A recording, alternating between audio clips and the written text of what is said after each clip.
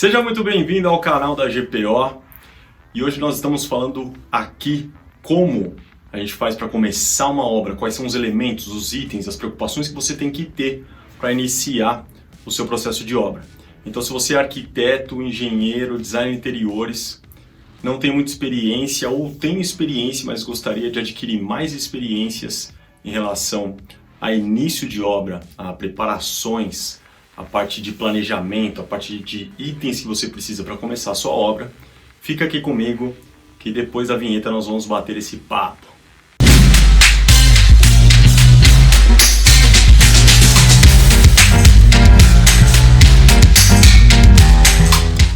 Vamos lá, pessoal, vamos bater esse papo sobre início de obra, né? Tudo que a gente precisa ter, os passos que a gente precisa dar, os elementos que precisam estar à nossa mão para que a gente possa iniciar o nosso processo de obra.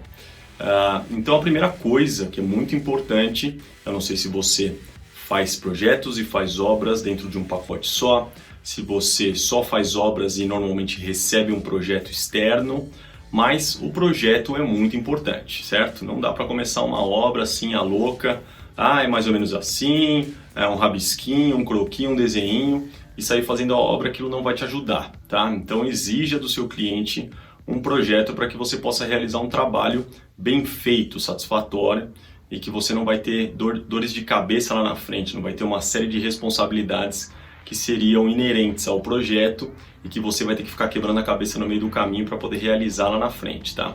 Então o projeto é o primeiro passo e tem que ser um projeto bem feito, tá? Então, se você faz os projetos e também faz as obras, você já tem esse elemento na sua mão e mais do que isso, você já tem um conhecimento disso tudo e fica muito mais fácil de você tocar a sua obra nesse caso, porque você já tem o projeto, já tem os desenhos, já está tudo muito fresco na sua cabeça. Agora, se você só realiza obras e você precisa de um projeto externo, vai trabalhar com um projeto externo, a primeira coisa que eu digo para você fazer é o seguinte: faça uma reunião de passagem de projeto. Então, o que é uma reunião de passagem de projeto? Você vai se reunir com a pessoa que desenvolveu aquele projeto, não juntamente com o seu cliente, porque nesse caso é uma reunião técnica, o seu cliente não tem que participar disso. Inclusive é importante que você faça essa reunião até mesmo antes de você gerar o seu orçamento, se possível. Porque por mais que você analise o projeto, por mais que você se debruce sobre todos os desenhos, todas as pranchas, você provavelmente vai ter pouco tempo para fazer isso, você já está sendo pressionado, pressionada pelo seu cliente para gerar o orçamento, mas você não vai ter todos os elementos à sua mão, tá? Agora, se você não tiver tempo para fazer essa reunião, de repente a outra pessoa não tem aquela disponibilidade, o seu cliente, como eu disse, já está te pressionando para fornecer um orçamento, provavelmente ele está orçando com outras pessoas também, talvez você não tenha essa disponibilidade, talvez não queira também. Eu vou fazer uma reunião, vou perder mais tempo, eu consigo gerar um orçamento sem fazer essa reunião. Não tem problema, é uma opção, tá? Agora, a partir do momento que você for contratado, for escolhido, é muito importante que você faça essa reunião, porque essa reunião vai te esclarecer uma série de coisas e tem que ser o primeiro passo após a contratação, tá? Não preciso dizer aqui que para ser contratado você tem que ter um bom contrato. Então eu nem vou me detalhar muito nessa parte, porque você tem que ter sim o seu contrato de obra, o seu contrato de gestão de obra, para que você tenha nele todos os elementos que você precisa para poder realizar o seu trabalho, todas as suas obrigações, as obrigações do cliente, o seu escopo de trabalho, as suas exclusões, que é o que você não faz, e logicamente lá o preço, a forma de pagamento e o prazo que você vai dar para aquela obra, tá? Então vamos lá, nós já temos um contrato e já fizemos a nossa reunião de passagem de projeto. Nessa reunião você vai descobrir vários detalhes que estão intrínsecos, né, inerentes ao projeto, e até você pode extrair dessa reunião com essa pessoa algumas características do cliente, quais são as expectativas dele, como é que foi durante o processo de projeto, o que vai ajudar você a entender o seu cliente melhor e poder atendê-lo melhor, certo? A partir daí, se você não fez um quantitativo total para poder gerar o seu orçamento, e aí depende muito do seu processo, você vai fazer o quantitativo. Então, é uma análise mais detalhada, mais técnica do projeto, para que você levante todas as quantidades de tudo que você precisa fazer. Por quê? Porque essas quantidades vão te gerar uma lista de materiais que você vai fazer as concorrências para orçamentos de materiais e também vão gerar uma lista de serviços, e aí por disciplina, né? Para que você possa também não só dimensionar os serviços que você tem que executar por disciplina, mas que também essas informações vão estar inseridas no seu cronograma, tá? Antes da gente falar de cronograma, eu quero destacar aqui essa questão dos serviços. Eu dividiria, vai depender muito da sua obra. Se for uma obra de construção, você pode dividir a parte civil em várias etapas, que são a parte de escavações, né, nivelamento de terreno, escavações para fundações, contenções, se você vai ter subsolo, se você não vai ter subsolo. Aí depois você tem as fundações, depois você vai para a parte de superestrutura, né, tudo que está acima do nível do solo, da cota 00 ali, você tem todas as estruturas, depende muito também do seu sistema estrutural, do que foi escolhido para aquela obra. Depois você vai ter as alvenarias, você vai ter cobertura, e aí depois vem todas as outras áreas, né? Instalações hidráulicas, elétricas, a parte de forro, pintura, acabamento, enfim, você vai ter uma série de pontos aí dentro da sua obra.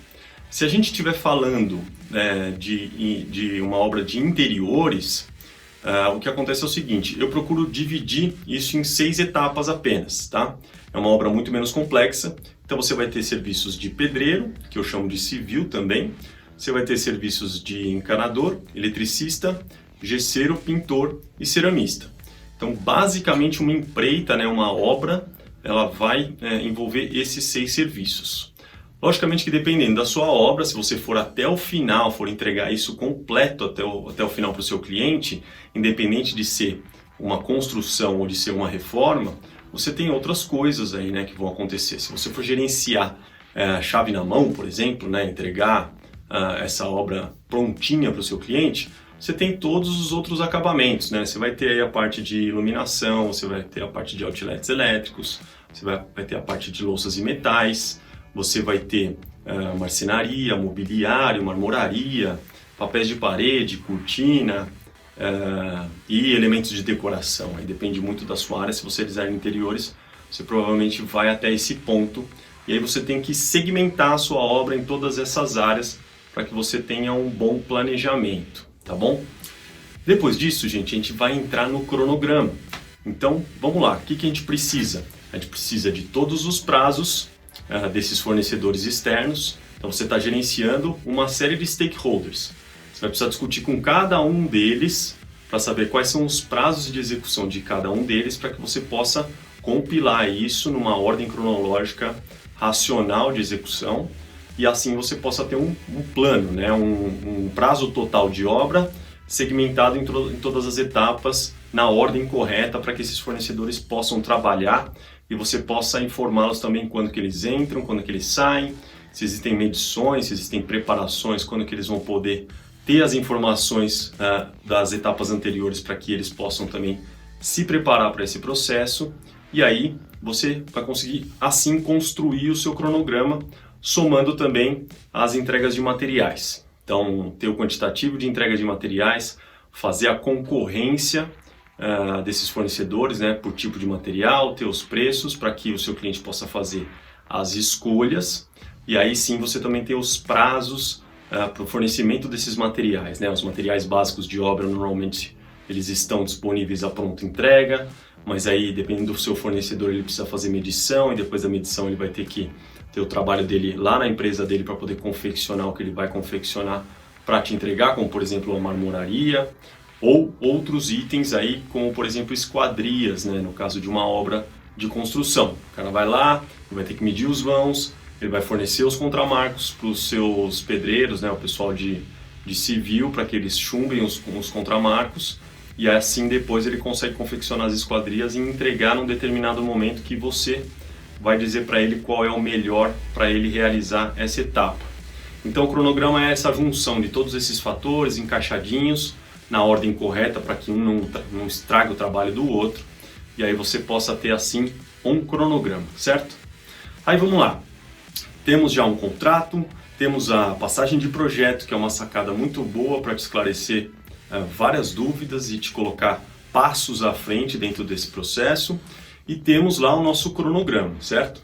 Isto feito, nós vamos precisar agora de alguns documentos da fase pré-planejamento, que é uma fase que eu digo que é muito importante. Por quê? Porque se você já tiver isso feito, você vai usar isso pro resto da vida, você já tem todos os modelos prontos. Agora, se você não tiver, é muito importante que você passe por essa etapa e é uma vez só que você faz isso. Então, para o caso de obras, basicamente você precisa de 2 documentos modelo. O primeiro deles, e mais importante, é o relatório de avanço físico-financeiro da sua obra. Você pode separar o físico do financeiro, tá? Você pode criar um planejamento financeiro atrelado a medições, ou que seja de parcelas fixas, você vai receber de 15 em 15 dias, todo mês, alguma coisa assim. Mas você também pode atrelar ele a medições, conforme a porcentagem que você consegue avançar do seu cronograma, você recebe uma porcentagem equivalente em pagamento. Tá? Existem essas 2 opções básicas que você pode utilizar. Então é importante que você tenha esse relatório de avanço e que nele constem informações relacionadas ao seu cronograma de quanto você conseguiu avançar em porcentagem dentro das atividades que foram planejadas. Nesse relatório é importante que você tenha também descritivos dessas atividades. Avançou 20% por causa disso, disso e disso. Se você tiver um problema em alguma atividade, ela está um pouquinho atrasada, você tem que ter um campo lá que você consegue justificar por que aquilo está atrasado. E, logicamente, você tem que ter fotos. Quando a gente fala de obra, a gente está falando de muitas fotos, onde você vai registrar os avanços, independente se o seu cliente está acompanhando aquilo fisicamente, né, pessoalmente ali no local, ou se ele está distante, é importante que você registre o máximo de coisa em fotos, o máximo de atividades em fotos, porque isso vai te ajudar muito a lá na frente, de repente, trazer uma informação que precisa para tomar uma decisão, entender por que alguma coisa aconteceu daquela determinada maneira. Então, as fotos elas são muito importantes no registro do seu processo de obra. Tá? O outro documento muito importante que você tem que ter são os modelos de ata de reunião e plano de ação.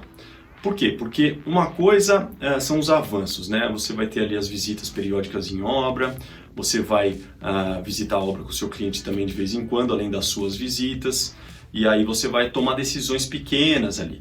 Então você tem que registrar essas decisões pequenas de alguma maneira. Quando é coisa muito pequena, muito pontual, você pode usar o seu e-mail. Então, mande lá um e-mail para o seu cliente dizendo, olha, na visita do dia tal nós definimos isso, isso e isso, está aqui um croquis, está aqui um detalhe, está aqui uma foto que mostra qual foi a decisão que foi tomada. E assim você consegue organizar os seus e-mails de uma maneira ordenada, né, numa pastinha só daquele cliente dentro da sua caixa de e-mails, onde você vai ter os assuntos lá dos seus e-mails e você vai conseguir buscar por eles quando você precisar. É a maneira mais simples, menos burocrática de você organizar as informações e registrar as informações com os seus clientes das decisões que estão sendo tomadas. Afinal de contas, muitas delas vão ser tomadas durante o processo de obra. Infelizmente, não há projeto que sobreviva ao campo de batalha.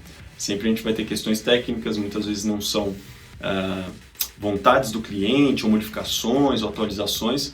Muitas vezes são problemas técnicos que você vai enfrentar na sua obra, principalmente se você estiver falando, se você fizer obras de reforma, onde a gente não tem muito domínio do que está acontecendo ali, né? A gente não sabe quem construiu, como construiu, então você vai encontrar muitas interferências ali. É importante que você registre tudo isso no seu e-mail, para que você tenha um banco de dados ali que demonstre o que aconteceu durante a obra. Agora, você vai ter reuniões pontuais. De repente você vai marcar com o seu cliente de 15 em 15 dias, uma vez por mês, você vai passar na obra para tomar uma série de decisões, um leque de decisões. E aí é conveniente que você utilize ata de reunião e plano de ação. Por quê? Porque quando a gente está falando de uma complexidade maior ou um volume maior de informações, fica muito mais difícil de controlar isso. E a ata, sendo um documento oficial, também fica muito mais fácil de você não cometer erros lá na frente. Quais seriam esses erros? Executar alguma coisa diferente do que foi combinado, uma atualização que foi realizada que você deixou passar e aí você deixa de executar. Então, esses 2 tipos de coisa que acontecem muito em obras, se eles passam desapercebidos, eles podem causar um prejuízo enorme lá na frente, não só de custo, de grana, mas também de prazo, que vai refletir no custo automaticamente. Então, a ata de reunião ela é um documento mais oficial. Apesar do e-mail já ser considerado, inclusive, um documento oficial para processos jurídicos, a ata de reunião ela é muito mais oficial dentro do processo. Fica muito mais sério quando você coloca numa ata de reunião e aí as decisões mais impactantes, as decisões mais sérias que envolvem prazo, qualidade, custo. De repente seu cliente está querendo tomar uma decisão que você sabe que o resultado não vai ser bom em matéria de qualidade, você insistiu para ele de que aquele não é o caminho, mas ele bateu o pé e falou assim, não, é isso que eu quero, a obra é minha, a casa é minha, o prédio é meu, a empresa é minha, eu vou fazer o que eu quiser. E aí você tem que registrar aquilo, registre em ata. Por quê? Porque a ata vai para ele tem a oportunidade de ler aquela ata e ele aprova aquela ata via e-mail. Ele não precisa assinar a ata, mas aprovando a ata via e-mail, fica muito mais fácil dele manter aquilo na cabeça dele e lá na frente ele não falar assim, mas eu não entendi, eu não sabia, eu não percebi que era assim, ou eu esqueci, e aí você pode relembrá-lo, inclusive se ele esqueceu, tá? Então a ata é muito importante para essas decisões mais amplas, umas decisões que envolvem muito mais os pilares de prazo, custo e qualidade, tá? Além disso, a ata de reunião vai trazer junto a ela um plano de ação, que é o plano de ação consequência das decisões que foram tomadas naquela reunião. Esse plano de ação é fundamental para que você se organize e organize a sua equipe, o seu time, para que todos façam as coisas no momento certo, da maneira certa, tá? Muitas vezes a gente usa a ata de reunião de uma forma parcial, acaba registrando uma série de coisas, mas esquece de colocar isso em prática, esquece de trazer isso a campo, esquece de passar essas informações para a nossa equipe, para quem é de direito executar aquilo, é de dever executar aquilo, certo? Então você tem que pegar, organiza o seu plano de ação da ata, divide por disciplina, por fornecedor ou por assunto, e aí depois dali vai sair uma listinha de itens, né? Um checklist mesmo, que você vai chegar no seu empreiteiro e vai falar assim, olha, tá aqui, agora você tem que realizar isso dessa maneira. Você vai chegar pro o pessoal da marmoraria, da marcenaria, dos acabamentos, o pintor, o pessoal que está fazendo... Isso pode acontecer desde o começo da obra, você pode encontrar um problema logo na escavação, encontra uma rocha ali, você não consegue realizar a estrutura da maneira que foi projetada, você já tem alteração de projeto, já tem análise de engenheiro estrutural, como é que resolve aquilo, se aquilo vai mudar o projeto dali para cima, ou se só vai mudar as fundações.